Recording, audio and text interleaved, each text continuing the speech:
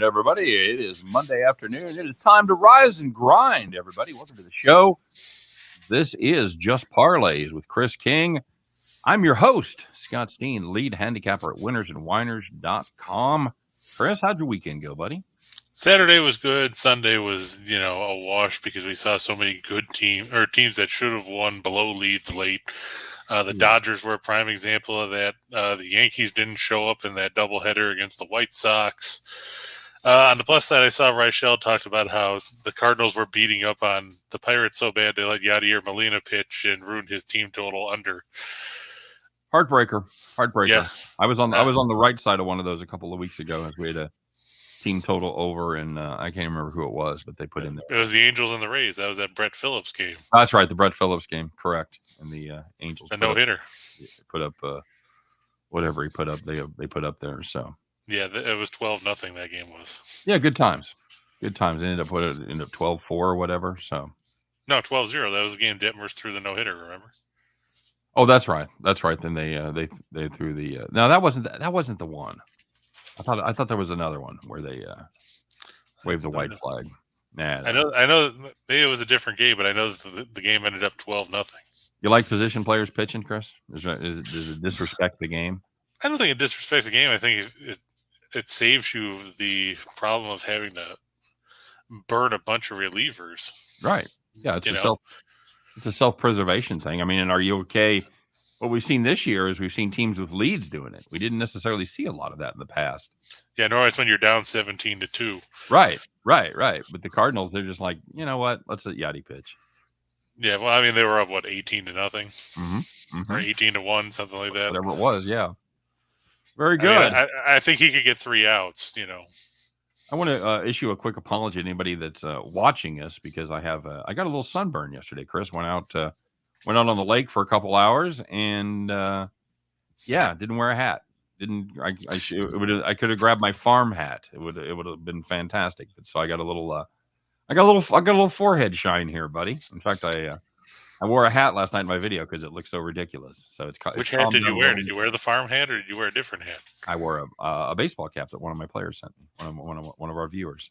The hat Bronco sent you? Exactly. So we'll see how that goes. Hey, Tim Earl in the house. What's up, Timmy? Happy Monday. Ryan Page. We had a great weekend. I had a great weekend, man. Thanks, Ryan. Ninja said I bought Stephen Curry an Asian broom to sweep the Mavericks. I don't know why it's an Asian broom, but I think there's a very good possibility that could happen. Nathan Cerna in the house. He got the Lightning plus 200.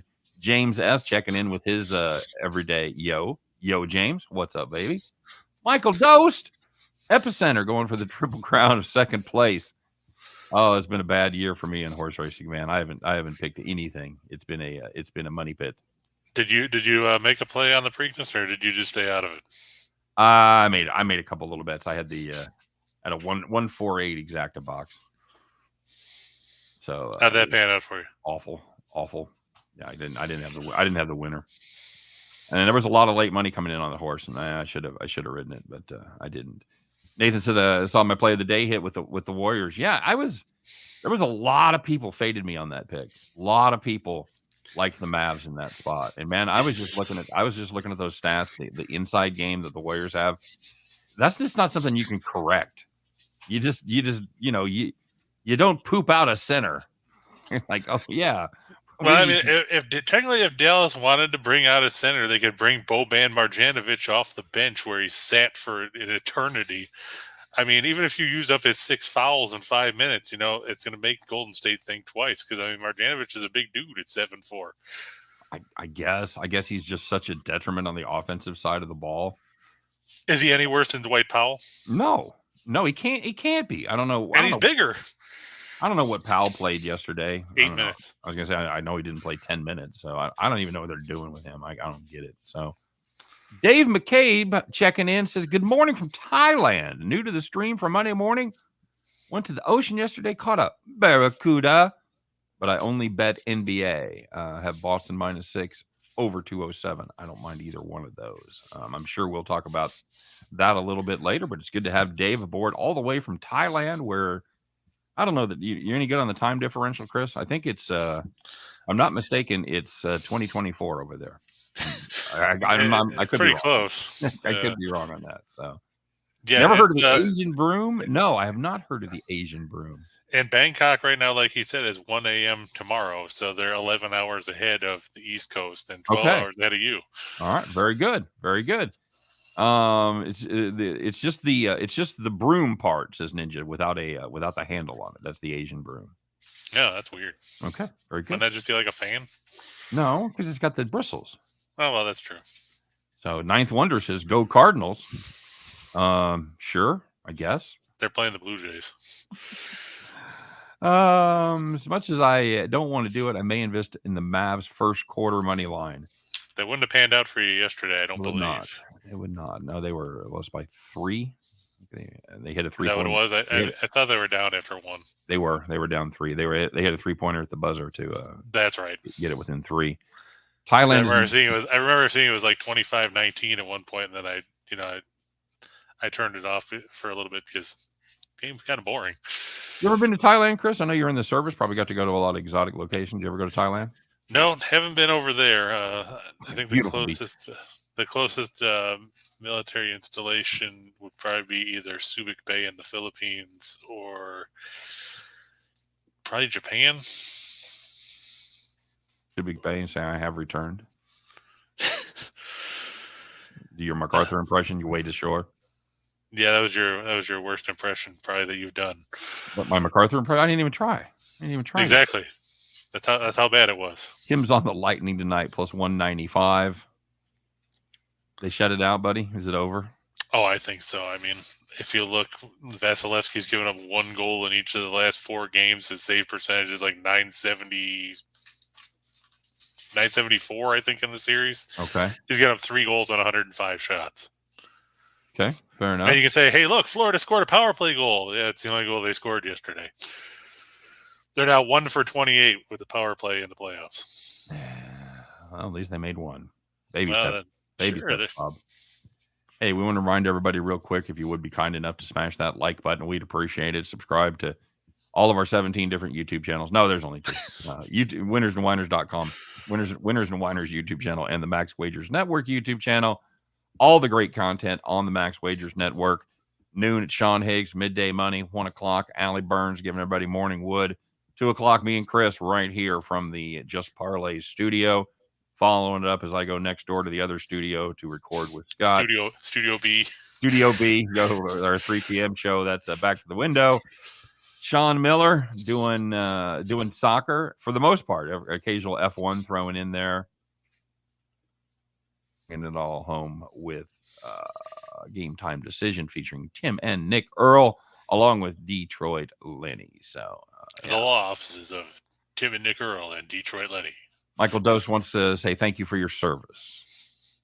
He said that to Ryan.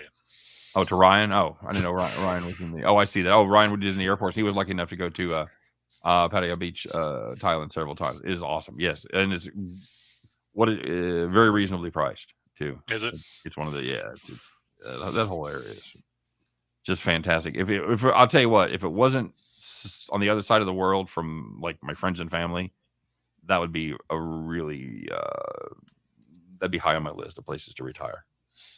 I'm a big fan. So Panthers team total under a half is plus 1,200. He's only allowed 1 goal in his last 6 closeout games. That's an excellent stat right there. That's a nice little pizza money play, right? Yeah. The scariest thing, $20 on that or so. Yeah. The thing you have to worry about though is Florida's basically got to throw the kitchen sink at him at this point. Right. And that's what you got to worry about is, could they fluke a couple, Scramble. Yeah. Empty netters. I mean, when they pull the goalie kind of thing. Yeah, 6-on-5, 6-on-4. Yep, exactly. But again at plus 1,200, I don't know. Yeah, you got nothing to lose there, really. You got nowhere else to go. So yeah, check out that. And check out the great deal that we got going with our partners over there at Caesars. $1,100. Still bet insurance on your first bet, first deposit. They still haven't taken it away from you yet. Haven't taken it away, not yet. If you've got a lock, or if you want to take a big swing, like if you want to put $1,000 on that 12-to-1 shot, kind of make a little money there to make your summer a lot better, that's the opportunity to do it. Because if you win, well, you win 12 grand. But if you lose, Caesars will make you whole up to $1,100. I love it. I've talked about it before. I love it, the fact that they throw the juice in there. They'll let you bet $1,000 and they'll cover the juice as well. So make sure you check that out. The code is WINATSCZR. ATS wins Caesar. That is in the show description, along with the link to click and get yourself hooked up. So with that being said, Nathan Stern got the Padres on the money line. I'm a fan of that play. Astros on the running line, on the run line, and Mets on the money line. Michael Doe says the hangover like Thailand too. You like the Padres tonight? I'm a little skittish about them. I like them. I did a 2-team parlay for my play of the day, and they are one of them. Hauser's been awful on the road. Yeah, but Martinez hasn't been all that great coming back from Japan either. I understand. I know he's been away for a while, but I like his recent outings. Padres have won 4 straight, won 8 of their last 10. Milwaukee just continues to find new ways to disappoint me. When I look up and see Milwaukee, they disappointed me yesterday with Peralta leaving with that shoulder injury. Yeah, that's a heartbreaker.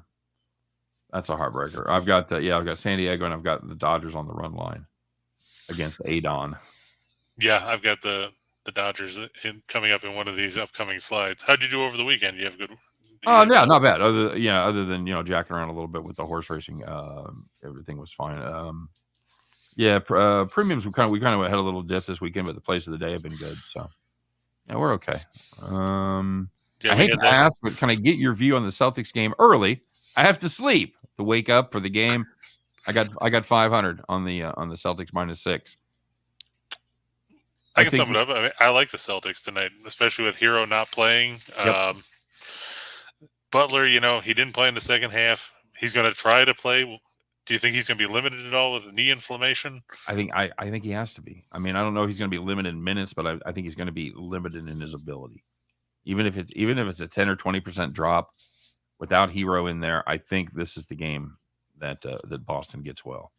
Yeah, and Miami, like we've talked about before, Miami's just happy that they won Game 3 because now they go home knowing that even if they lose tonight, it's a best-of-3 series, and they've got 2 of them at home. I think if you're smart, I think you take this game off. I think anybody that's questionable, you give them some rest. You do what you can. Obviously you're not going to piss away any games in the playoffs, but I think you try to get your guys healthy to go back home and try to close it out. So as far as the Celtics -6 goes, yeah, I'm a fan of that. I'm not. Yeah, it's a lengthy injury report for the Heat. You've got Butler's questionable, Lowry's questionable, Max Struss is questionable, PJ Tucker and Vincent, and then Hero's out. Right. On the other side, you got the Time Lord and Smart are both questionable, but I think they're both going to play. And Tatum's been upgraded to probable. Yeah, it appears that they're trending that direction. Butler's upgraded to probable. We talked about that, and Lowry, Tucker are all probable now at this point. Oh, they are? Okay. The league injury, the NBA's injury report as of 1:30 still had them as questionable. The next one came out for 15 minutes. Smart and Williams still officially questionable. Tatum, like you said, probable. So, but like you said, in the case of Boston, it seems like their athletic training staff is Mr. Miyagi because you've seen all these guys get hurt and magically come back. Like Smart was limping off the floor in Game 1. Rolled that ankle pretty good. Yeah. And yeah, Dave, it's official that Tyler Hero is not going to play. The hope is he'll play Wednesday in Game 5. Yep.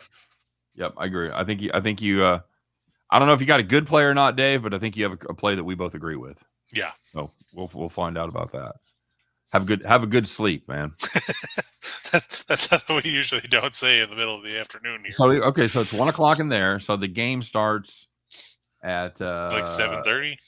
Yeah, I'm trying to think here. So it goes at 8:30 Eastern time. Yeah, so 7:30 Central. 7:30 a.m. there. He'll be all right. Yeah, he can get a good 8 hours. Get up and catch that game. That would be 6. I like a plan. 1 to 7. Yeah. Okay. Yeah, you're right. All right. So, game under. Yeah, I don't hate that. Sounds like he may take him out, but take Butler out if it's a blowout. Yeah, I mean, I figure they scraped past the total in Game 3, and it needed that desperation 3 and a meaningless dunk because it was 102-93 or something like that with 40 seconds left. Right. I thought Smart's season was over the way he was rolling around. Yeah, I think the way his teammates reacted too, they did. They thought the same thing. Yeah, 6 hours of sleep. That's all you need. How many hours of sleep you get, Chris? Depends. Sometimes it's 2, sometimes it's 8. Sometimes it's 2. Yeah, especially during college basketball season when there's 8,000 games and the list is this long when you have to write them all up. Somebody wanted to know how I'm taking the Padres. Well, we talked about it just a minute ago. I think maybe he means, are you taking it on the money line or the run line? Well, if that's the case, then I'm taking him on the money line. I got it when I booked it. It was minus 110. I don't know what it's at now. But currently, it's depending on the book between 115 and 120 most places. Beating that closing line value, baby. Beating that closing line value. Yeah, I'm looking. The main thing that I like there, it was 2 things. It was the way San Diego's been playing lately, and it's the fact that Hauser has been a different pitcher on the road versus at home. He has not been good on the road at all. 6.7 ERA. So that's the 2 factors that I put in there. Yeah, that makes sense. Like I said, I'm not sold on Martinez either. Dave says, other than the over/under, I don't understand how to bet baseball. Any advice? Watch the show, Dave. It is a little bit different in that all the lines are the same. I would say I would compare it to betting hockey, Chris, because the puck line is always the same, right? For the most part. So if there's any sport that it's closest to, it's probably hockey. As far as the nuts and bolts go, I don't know. I mean, there's a lot of different factors involved. Chris, what's a couple of the main things you look for? Obviously pitching matchups, right? And I look to see, if it's a left-handed pitcher, can those teams hit left-handed pitching? Because we've talked about there's teams like the Cardinals where I think they hit about 210 against left-handed pitching, against 240 against righties. Right. And like you always say, you always have to look at the bullpen to see what kind of shape it's in, because if a team got shelled and had to use 15 pitchers the day before, they might not have their best guys late in the game if it's a close contest. Yeah, I can't remember the site. I always have to Google it every time I go there. I don't have it locked in, but if you put in recent bullpen usage MLB, there's a site that comes up that gives you the bullpen usage for like the last 5 days, how each guy out of the bullpen, how many innings they've pitched, and I think there's even a stat on what the situation was, whether it's a high stress, high leverage situation or low leverage. So. And of course, the fun thing you can always look for games that Angel Hernandez is umpiring behind the plate, because the strike zone will be like this. Umpires do make a difference. And once the series starts, you don't really have any information ahead of a series, ahead of the first game of the series. But once the series starts, you know exactly who's going to go be the umpire, because they rotate the same way every time. Home goes to third. Third goes to second. Second goes to first. First is the home plate umpire. Baseball Press is the site you were thinking of. Is that it? Yep. There you go. Put that in my favorite places, would you, Chris? Sure. I'll make a note of that. All right. Very good. Dave says plus 106 or minus 106. What does that mean? Plus 106, Dave, means if you bet $100 on that team, then you will receive you will receive more money than you bet. In other words, you bet 100, you'll get 106 in return, or 206 total if you're going to casino. But you've basically doubled your money plus $6. If you bet it the other way, it means you have to lay 106 in order to win 100. So anytime you see a minus number, it's the amount that you have to put down to win $100. Anytime you see a plus number, it's what you will win if you bet $100 flat. Is that about as brief of explanation as I can give on that, Chris? I think so. Okay. Oh, dude, Dave, there are no such things as stupid questions. We have sports bettors that are all different levels on all of our shows. We have guys that are making their first bet ever, and we have guys that have been doing this for 40 years. So we try to it's a challenge at times, but we try to give information that would be relevant to everybody, and we always do our best to answer any specific questions about the nuts and bolts of sports betting. And to quote Mr. Garrison from South Park, "Well, there's no stupid questions, only stupid people." But that's not the case here. No, not the case at all. And Dave, you're very welcome. Have a great sleep. Enjoy the game when you get up. Yeah. So it's gotta be nice to wake up and watch sports as opposed to, It was one of the cool things about living in LA, where you get up, you'd have a little breakfast, and NFL would start at 10:00. That's true. I remember when I was down near Tucson and Sierra Vista and everything, it was like that too. Because, the fun part is they don't change time zones. The time zone just wraps around them. It's kind of like the Chuck Norris of places to live. Right. Yeah, they don't recognize the daylight savings time. Yeah. So all of a sudden it would go from 10 to 11 and you'd be like, oh, okay. Well, Indiana was the funky one too, because like part of the state would recognize it and part of the state wouldn't. And then you'd never know. You'd have to see what season it was to see what time it was in Indiana. I think they fixed that, but I think that was a blast from the past. So, all right. So, Padres at minus a half a run at plus 130. Well, yeah. I mean, the problem there. You see if they win the game, then how do you get that? Is that like a first five at minus half a run? Because that can't be right. Well, because there's no pushes in baseball. There ain't no crying and there ain't no ties. Right. So, I mean, if the line's 115, how could it be half a run at plus 130? I don't know. But if that's a thing, lock it up. Lock it up. You can put it on the board. You can put it on the board. That's exactly right. Where's that at? I would love to know where that is, James. I want to see if I have access to that book. Even better as a married woman from Hawaii, NFL games. I married a woman from Hawaii. Oh, NFL game. Oh, yeah. Because the game starts at like 6 in the morning. Well, it's 2 hours from LA. So is it 2 hours? I couldn't remember if it was 2 or 3. Yeah, so it'd be okay, so 8 o'clock. 8 o'clock. Yeah, so you get your first game from 8 to 11, 11 to 2. Oh yeah, 2 o'clock in the afternoon, you fucking go surfing. Beautiful. And Michael said there's only ties in baseball and all-star games at Bud Selig overseas. Oh man, is he ever gonna? I don't think he's ever gonna live that down. He's, I thought that for a long time Bud Selig was gonna be like Ric Flair and say I will never retire, but fortunately, he left. But I can't say Rob Manfred has done a great job running the show in his stead.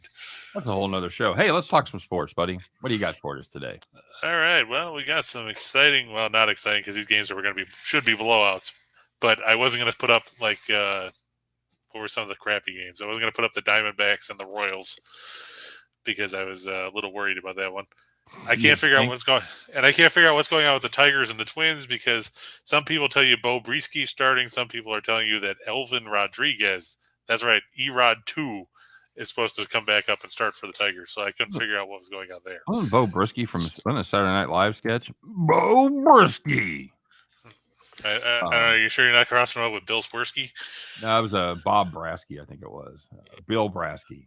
Oh yeah, Bill Brasky. Okay. I'm gonna see what MLB has for that game. Yeah, earlier it said Brieske, but last night it said Rodriguez, and it keeps flipping back and forth. I've got Bo Brieske on MLB. Okay, see, CBS Sports and RotoWire and everything said Rodriguez was starting because they called him back up, and they put Eduardo Rodriguez on the IL. All right. Well, enough about the games you're not going to bet. Chris, tell us about the Yankees. Well, I mean, we saw these teams play in Camden Yards last week. The Yankees took 2 of 3, including a win in this particular pitching matchup. They won 3-2. It's Jordan Lyles, who nobody likes unless you're an opposing hitter, on the mound for Baltimore against Garrett Cole, who ever since Scott threw him under the bus and said that he was a piece of crap. It was done. It was done. Couldn't win without the sticky stuff. It was a shadow of his former self. Yeah, he's been nothing but nails since I said that. And you look, Baltimore 27th in the majors in runs per game. They're even worse at home. They only average 2.84 runs a game. I should have flipped, or on the road, I should say. They average 2.84 runs a game. They're 28th in the majors, and that's that. The Yankees had a bad doubleheader yesterday against the White Sox. Severino and Kopech, they were in a pitcher's duel, and then Severino left, and they beat up the bullpen. But the Yankees, I think they're going to be pissed off. Baltimore, has been the little sister of the poor in the AL East for the better part of a decade now. Right. The Yankees 8-2 in their last 10 after scoring 2 or less. They're 10-2 in their last 12 against the AL East. Baltimore 19-64 in their last 83 on the road. That's not good. And the Yankees have won 41 of the last 55 meetings between these teams. I can't put faith in a Baltimore team that can't score on the road and has a mediocre pitcher at best on the mound. I'm going to take Garrett Cole and the Yankees. The money line, I've got it listed down later on in the show. It's -145 at 1.5. At -2, it's -110. And at -2.5, it's +105. Okay. Yeah, those are some alternative. Because you really even playing -300 as a caboose on a parlay, it's really the risk reward isn't there. Right. So you've got to play with some of those run lines for sure. So okay, very good. Moving on. I got the Dodgers and the National. That we were talking about that earlier on, where you said that this is a game you might see in Studio B. That's right. Later on, the Dodgers, Tyler Anderson. Where do the Dodgers keep finding all these retread pitchers that were lousy somewhere else, and they come here and pitch well? Got that LA Magic, buddy. It's LA Magic, Hollywood, where dreams come true. I guess so. I mean, can we get Dennis Quaid out here to pitch for them? He can be the rookie too. Where dreams do not come true? That's our nation's capital. This is true. And even when it comes to baseball, Adon, not good, buddy. Yeah, leads the majors in losses, leads the majors in walks. He's hit 5 guys. He's basically, Lonnie, I think he also leads the league in felonies. Yeah, those are felonies. Well, they should be. This guy threw his own kid at a father-son game. The Dodgers, man, that offense is just relentless. You got it down there. First in the majors, run per game 5.43. They do well on the road, put up 5 runs per game on the road. And the Nationals can't score at home. No, it's been that way all season long. And the Dodgers beat up on the teams they should beat up on, as you've illustrated there, 45-10, last 55. Teams below 400. Yeah, very solid. And one of the most important factors here, Nationals 5-22, their last 27 off of a win. They're not putting many winning streaks together, my friend. Yeah, and for some reason they played bad the first game of series too. 0-5. They've lost the last 5 series openers, and the Dodgers have beaten them up. Even when Washington was good, a few years ago, right, the Dodgers were still beating them up. Yep, absolutely. And now they are, how you say, not good. Let's get a little deeper, my friend, because I don't think they need us to tell us to bet on the Dodgers and the Yankees.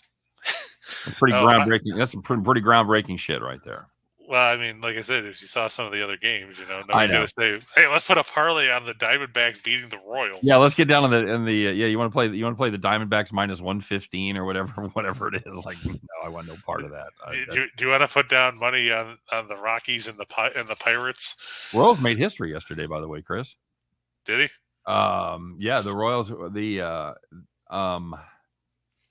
record teams where the starter had gone 7 scoreless innings and they had a 6-0 lead after the 7th inning was 14-86-4 all time, Chris.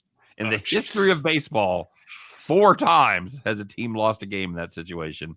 Now it's 5 as the Royals pissed it away. Wow, and I turned that game. I had wrote that game on Saturday for Winners and Whiners, and like I said, at that point they were still listing Heasley as the starter. And I remember I texted you Saturday night and said, "Oh, well, now it's Singer. That's great." Singer I turned it off. I know. I turned it off when I saw it was 6-0. I said, "Oh, well, I guess the Twins fucking lost." Sure. But apparently, like you said, the Royals managed to snatch defeat from the jaws of victory. 5 in the 8th, 2 in the 9th. I don't know what the boards have it right now. I got to check this, but first manager fired. Matheny is rocking up the list, buddy. He really is. That was a huge, huge deal yesterday. The Royals Twitter is not happy at all. I can imagine. I mean, this was a couple weeks ago. At that point, the odds were that David Bell of the Reds was going off as the favorite. He was at +200. No, but that's when the Reds were 3-22. Now they've actually won a few games. Right. Girardi was at plus 300. Dave Martinez was plus 700. Brandon Hyde was plus 800, and Matheny was at 900. I promise you it ain't 900 anymore. No, I wouldn't imagine. I'm hopefully you got some of that Matheny 900 money locked up. I did not. But, usually the Royals are not generally a team that does anything midseason. They're usually a team that will let the manager finish out the season. They realize their sunk cost or whatever. But, and the other possibility is we may be about done with the general manager, Dayton Moore. They could keep Matheny through the season and just absolutely empty out the cupboards in the offseason and start anew. Just burn it to the ground. Yeah. Because, I think as far as the coaching staff goes, I think there was some expectations of this Royals team to be approaching 500, to be in the 77 to 80 win range, and they are nowhere near that pace. They're on pace once again for 100 loss season, which I think is like 8 of their last 12. They've lost like over 95 or over 90. It's just a brutal. Now, when we did the preview show, I can't remember. Did you think they were going to go over their number? Because I don't remember what it was. It was like 70. It was like 73 and a half. I had them a firm over. No, yeah, I thought they'd do close to 500 this season. I thought they would be better too, because they've got some decent arms and they've got a lot of young talent. Yep. IC said they have a $25 parlay for $1,000 and they need the Heat money line. Should they just throw $1,000 on the Celtics? Yeah, I would. Hedge your bets with the injury news. Yeah, if you had the Heat plus 6 or 7, okay, maybe I'd be tempted to let it ride. Heat money line in a game Boston absolutely has to have to keep from going down 3-1 and then heading back to Miami. I think there's much more. I think there's a much bigger sense of desperation on the Boston side. Chris, how much credence do you give the must-win scenario, the desperation scenario? And are they the same thing?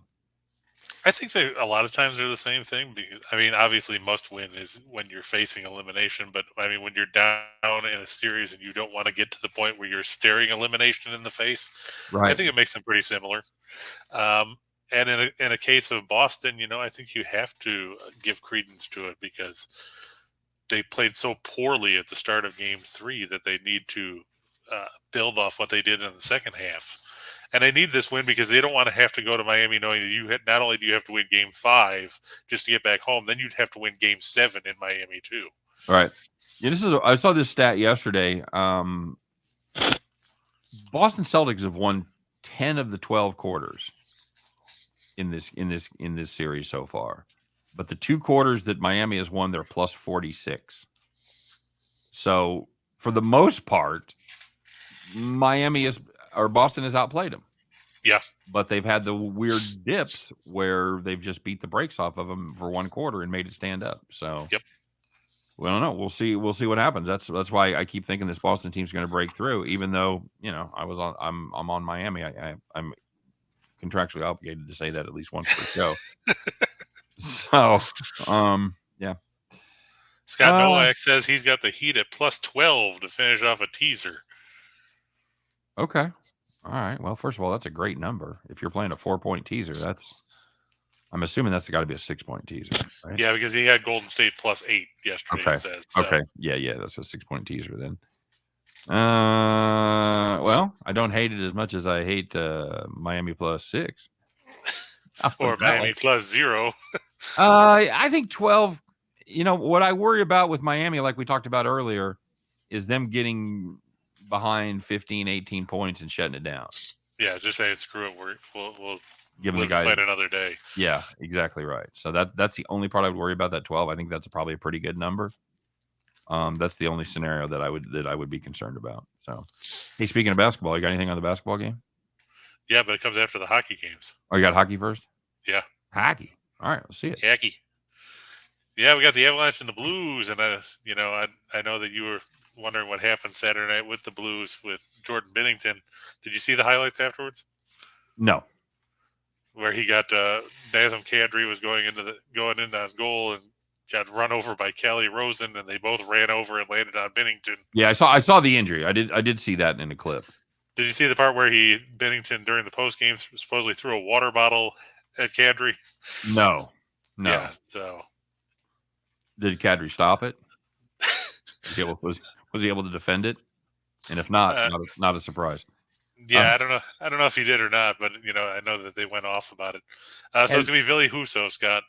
We know he was not good in the first round of the playoffs, getting the hook, and that's why Bennington was in there. He's 1-3 with an .891 save percentage and 338 goals against. Darcy Kemper 4-1 with a 199 goals against, a 926 save percentage. We know the Avs can score. They lead the postseason in goals per game. They're third in goals against. Do you have any faith in the Blues with Husso at this point? No. The only reason I liked the Blues at all was riding the hot goalkeeper with Bennington. And Lex, the one big injury for the Avalanche is Samuel Girard broke his sternum. But he's probably a number 4 or 5 defenseman for them. They still got Makar, they still got Rantanen, they still got Landeskog, McKinnon, of course. Yep. There's just so many weapons that those guys can roll out there. Andrei Burakovsky has scored at times. I'm just worried that St. Louis, they took their shot game 2 when they won on the road, and then they came home and got steamrolled. And now you got to go back to the guy who couldn't get it done against the Wild in the opening part of the first round. That defense has to have the kind of game that they had in the last game 2 in Colorado. Yeah, in game 2, they have to play that way. They can't let these guys get behind them and get loose, because they'll pound the goal. Yeah, Colorado has won the last 4 meetings here in St. Louis. They've won 16 of the last 21 overall. I just can't put faith in St. Louis. If Husso plays well and steals this game and puts them back in the series, then things might change. But based on what I saw against Minnesota, I can't put any faith in them. Let me ask you: is the Avalanche team a little extra salty because the Blues fans with the racist threats towards Kadri following Game 3? Is that any? It could be. I mean, to be fair, I know how everybody attacked Kadri because Bennington got hurt based on his previous history. As a Leafs fan, I remember when he went after Tommy Wingels in the playoffs and then got suspended for 2 or 3 games. When you take cheap shots like that, you build a reputation. Tom Wilson of the Capitals is a prime example of that. It could be more motivation. I mean, I think a lot of that was just hostility because of the fact that St. Louis, the fans probably saw their best chance of winning the series going to the bench and not coming back. Right. But Colorado, I don't know if they need any extra motivation. That's the thing. We've talked about that before. If you're in the playoffs, how much extra motivation do you really need? If that doesn't motivate you enough, I don't know that you can turn the switch up any. So I guess we've just proved that Colorado or the St. Louis fans best fans in baseball, but apparently not the best fans in hockey. Yeah, I mean, basically, if you want to say that it's going to do something for them, we could do this is Spinal Tap reference and say they turned it all the way up to 11. Do you hate St. Louis Blues, or is it just the Cardinals that you have animosity for? I don't mind the Blues as much. I mean, there's no real major backdrop with them and the Leafs, but I can't stand the Cardinals. Okay, all right. And neither can you. So obviously, as a Royals fan, I feel the same way. But yeah, mine is more of a geographical animosity than a historical animosity like you have with the Cardinals and Cubs. So right. Okay, very good. So Avalanche. Avalanche go up 3-1. Get it done there. Yep, absolutely. Yeah, and here I'm. It's amazing that Tampa Bay is up 3-0 in this series. They've given up 3 goals, and they're only a -125 favorite on home ice. I haven't understood the price on any of these games, Chris. We've got plus money on the first 3. Yep, and then we took that right to the bank all 3 times. All three times. Tell me anything. What's different about this? Anything? Not that I can see. I mean, Florida has been stifled, like we said. Vasilevsky stopped 102 to 100 of 105 shots. Bobrovsky hasn't been bad, but he's just been outplayed. And Right. Florida's special teams have been Awful. not special. 1 for 28, buddy. Yep.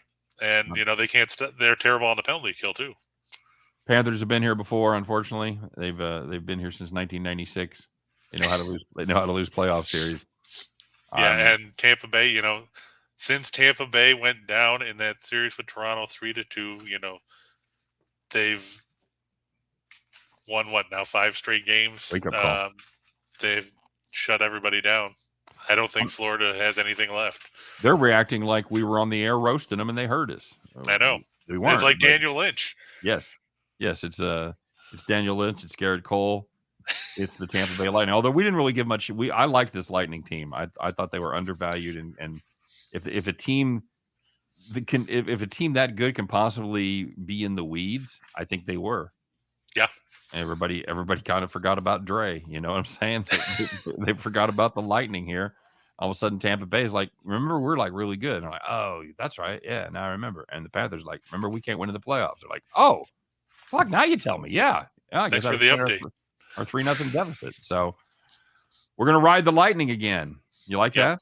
You like that? I like the good Metallica reference. Okay, very good. All right. But yeah, I just can't trust Florida. No, you can't do it. Can't do it, buddy. Can't do it. Oddly enough, if Tampa Bay sweeps the series, Florida will become the first President's Trophy winning team to be swept out of the playoffs since Tampa Bay. Oh, well, there you go. Payback's a biatch. Yep, there you go. In the NBA? Yes, we do. Oh, look at that. And like we said, we got the Heat or the Celtics -6 over the Heat. That line's now moved to 7 at most sports books with the announcement that Tyler Hero won't play. Look at us getting that closing line value, huh? Yep. Scott, do you think this game's going to go over the total, or do you think it's going to stay under now that Hero's not going to play and we think Butler might be limited? Well, to me, that's really the bigger question in this game. So, and of course, that will mean my side is absolutely because I see they've shifted this number way down, because when I did the slide, it was 208, and I'm looking now, and it's 205.5 or 206. Yep. When you're getting into that range, I liked it a whole lot better at 208. Yeah, that's a hell of a difference, man. When you're down in the mid 200s, the 2-0s, you're 1 quarter away from getting beat. You can put up 48, 49, 47, then 3 quarters. And then put up 70. Right. 65, 70, and you're toast. And that's very well possible with either one of these teams. Having said that, I don't. Yeah, I'm gonna play the over here. They've shown an ability so far to go over. Like you said, it was kind of a gift that they got over. What was it, last game? Yeah, game 3. Yeah. So you could literally say it could be 2-1 as far as the over goes. I'm just not going to get involved with an under in this scenario at 206 when it's very possible that Boston could put up 125. Yeah, like I said, I liked it better when it was at 208, and that's why my slide will reflect it said 208. I think I have a hard time really feeling enthusiastic about playing unders with 2 teams that shoot the 3 ball really well. Now, without Hero there, obviously that's a huge part of their game. But Hero didn't start last time. Right. But Miami, if you look, they hadn't shot all that well in the postseason. 32.1% from beyond the arc. No, and we talked about it before the series started. These are the top 2 teams against the 3 ball in the NBA, and they both kind of showed that proclivity, but they've still been able to get, and they haven't put up monster numbers. They've been in the 220s a couple times, and the last one landed 212. Yeah. So it's not like they've been killing it, but again, when you've got those numbers, and then they have started to creep up. Yeah, because it started at 203 or something like that. 203.5 was the opening game in that one, and that one went over, and so the numbers have been creeping up since then. I don't think they're there yet. For me, it's over a pass. Yeah, Dave said he got it at 207 on the over. So now that 205.5 or 206, I would lean over. When I had it at 208, I kind of liked the under because I figured they would probably fall around 205. Mm-hmm. It may not be if you've got an under 208 And now you can find a 205.5. It might not be a bad middle shot if you wanted to take it. Yeah, take the over there and hedge your bets. And you've got a chance. You've got a chance to win them both if you land 206, 207. So again, just a thought. Lex wants to know about the Pirates and Rockies going over 7.5, and the Cubs and Reds going over 9. Well, I like the Cubs and Reds going over 9 because Vladimir Gutierrez is pitching for the Reds, right? And they're playing in the bandbox known as the Great American Ballpark. Yep. Rockies, Rockies and Pirates, I'm not super sold on because Colorado is actually one of the teams that's worse than Baltimore when it comes to scoring on the road. They're 29th in the majors at 2.73 runs a game away from home. Yeah, that's my problem. Just 2.7 runs per game versus 4.7 in all of their games. Yeah, and Pittsburgh is 3.6. Yeah, so they're in the bottom third of the league and scoring at home. Now the good news here is Brubaker, not good, not good. He's given up at least 2 in every start but one. He only gave up 1 run against the Cubs, and that was just 3 innings, and he still gave up 3 hits, 2 walks. So, and he gave up 1 earned, but he gave up 2 runs overall. So, that Colorado likely will have an opportunity to score some runs. But this is a team that I'm just trying to see what they've done because they're coming off a huge homestand. They're coming off a 9-game homestand. Right. So the last time Cool pitched, he pitched at San Francisco. The Rockies rewarded him with 1 run. So, all right, congratulations there. As they picked up a 7-1 win. Yeah, on the road in their last 6-game road span, they scored a total of 13 runs. So yeah, it went 1-5. Then it comes down to which is greater, the shitty offense or the shitty pitcher, which comes more into play. The sad part is though the Pirates are a shitty offense too, so you basically got 2 shitty offenses. Yep, you have. But Cool, like I said, he got beat up last time out as he went just 3 innings against San Francisco, gave up 8 hits, 6 earned, 6 runs, 5 earned, 1 walk. And of course that was at home. That was there in Colorado. So I don't hate the over here. I really don't want to get involved with the under with 2 pitchers this bad on the mound. But for me, I'm looking for other spots as far as the total on this game goes. Yeah, I agree. So we got the Celtics here, right? Yes. Okay. Yep, I agree. And you're leaning over since the numbers dropped. Yeah, since it dropped substantially. Okay. And I would say since there's a 2-point drop and you're on it, then it's not necessarily a real strong play for you. Right. It seems like it's a pretty tight line. Okay. Yeah, I figured, like I said, they'd probably fall around 205 or something like that. Very good. Let's hit some parlays. All right. Well, we're going to start with teams we've talked about already. Look at that. It's the Dodgers over the Nats and the Yankees over the Orioles. That's why I listed all those lines earlier, because they're right there. Yeah. God knows what -4 or 5 would be. I imagine it would be some pretty nice money because the Yankees are going to be pissed off, and the wind looks like it's blowing towards the right field corner at Yankee Stadium tonight, which could bode well for all the left-handed power that the Yankees have. And you're advising playing the run line here, right? Oh, yeah. I'm not interested in laying down -300. By the way, if you were to play the money line only, -220, -300, it would not be an even money bet. It would be 100 to win 94. Is that what it is? Mm-hmm. Mm-hmm.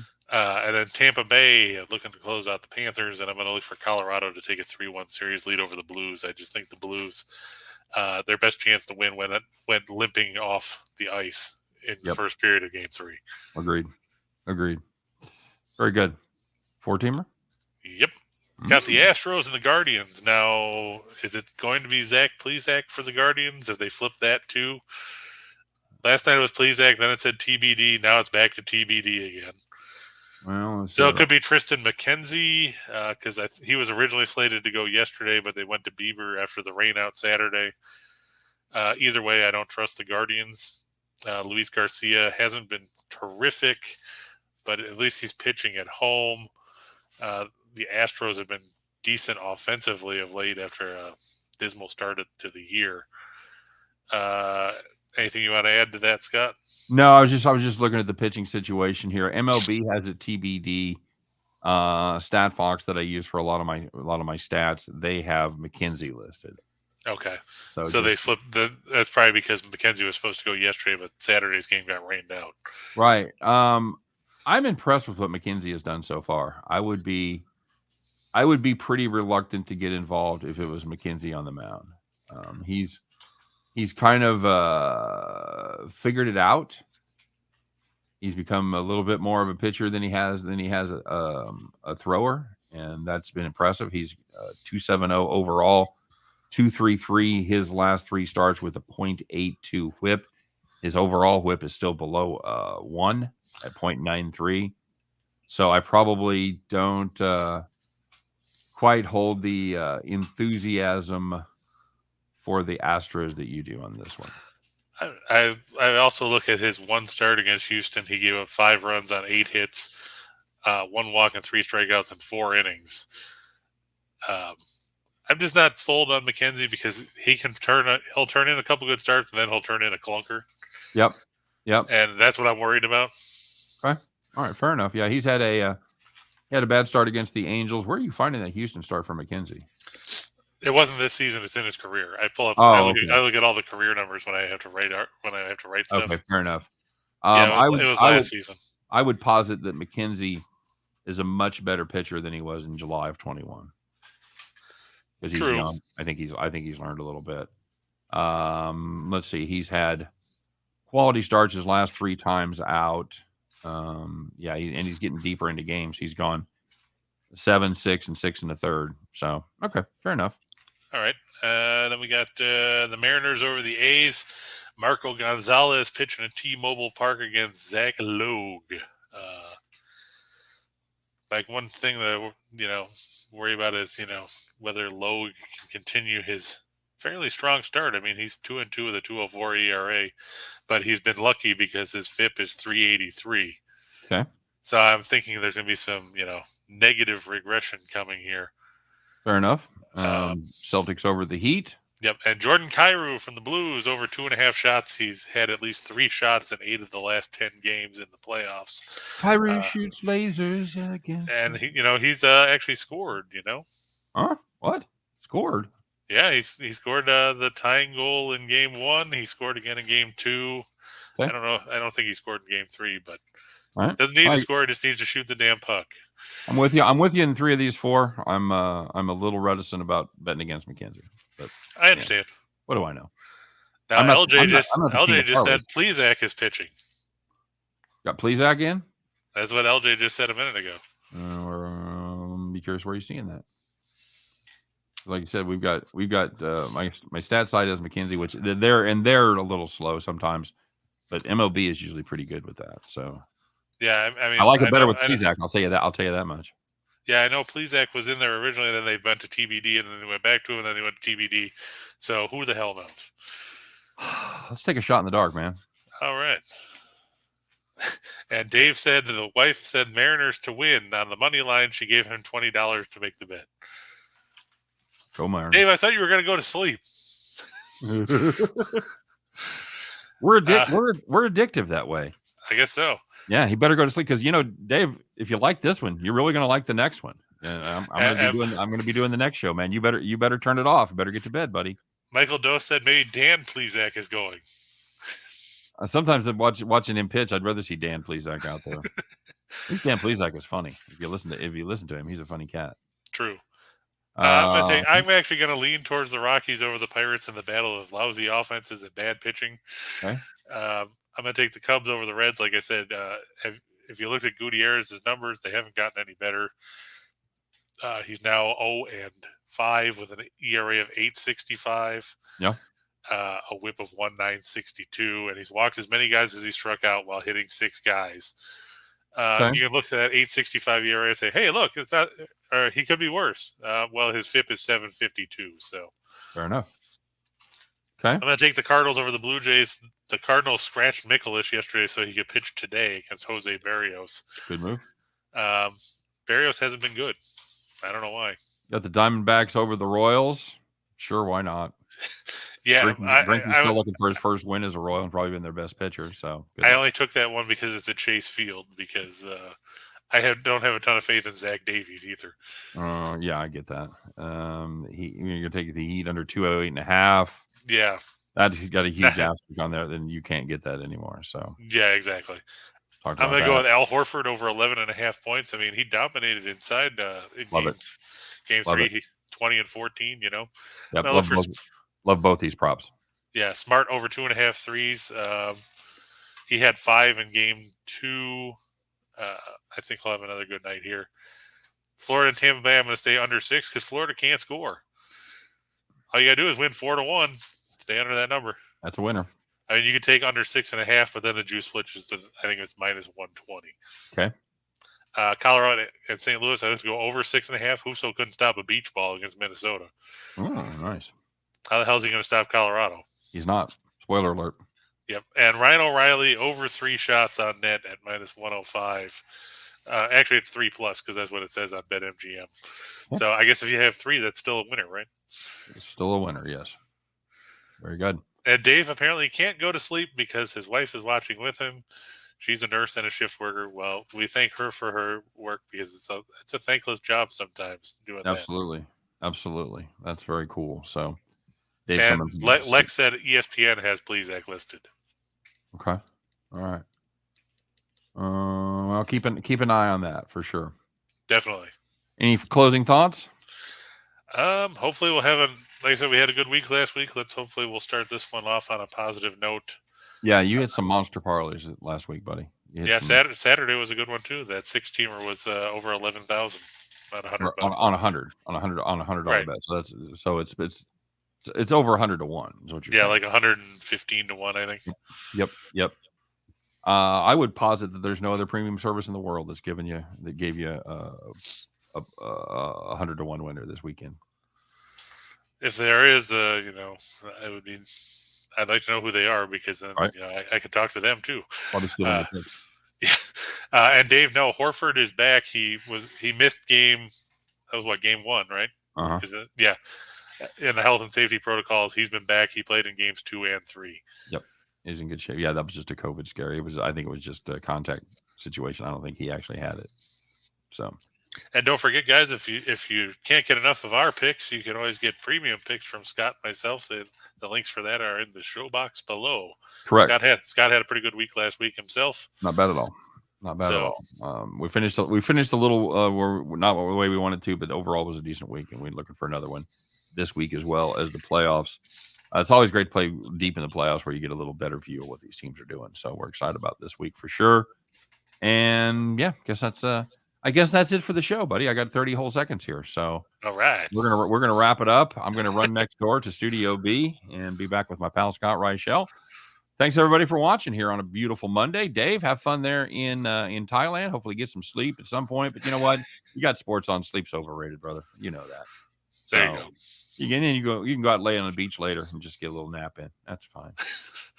All right. You guys have a great day. Good luck on all your plays. Thanks for checking us out. As always, Scott and I will be back, like we said, in just a couple of minutes here with Back to the Window. And Chris and I will be back tomorrow at 2 p.m. Eastern, 1 p.m. Central, as we talk about a lot of stuff, but we try to concentrate on Just Parlays. There you go, everybody. You guys have a great day. Take care. Enjoy it. And we'll be back and talk to you again tomorrow. Take care, everybody.